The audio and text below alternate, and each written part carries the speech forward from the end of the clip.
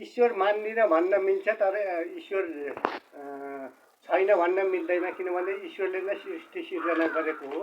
आजको ईश्वर ग्रन्थमा ईश्वर ग्रन्थ 104 नम्बरमा म कलियुग कसरी सुरु हुन गएको हो त्यो सम्बन्धी भन्न चाहन्छु। कलियुग सुरु हुनका 4 कारणहरू छन्। 1, मै खाऊँ, मै लाऊँ, मै खाऊँ, मै मात्र लाऊँ, मै मात्र नाचु, मै मात्र बाँचु भन्ने गुणबाट। दोस्रो, आइमाईले लाज, घिन, शरम, वेश्यावृत्ति गर्दा।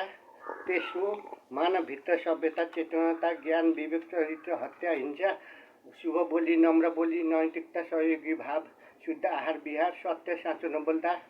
र चौथो कारण, द्वन्द्व, दम्भ, हत्या, हिंसा, युद्ध, तहस नहस, मै मात्र धन सम्पत्ति कमाऊँ, मै मात्र ऐश आराम गर्नु, मै मात्र नाचु, मै मात्र बाँचु भन्ने जस्ता स्वार्थका अवगुणबाट कलियुग सुरु भयो। स्वयं सत्य ईश्वरले सत्य सृष्टि गरेको छु र सृष्टि स्थापना छ। कलियुग यसरी 4 कारणबाट कलियुग सुरु भएको हो र कलियुग विस्तार छ। लर्ड ईश्वर सत्यकाले बाहिर विस्तार छ पर्वत।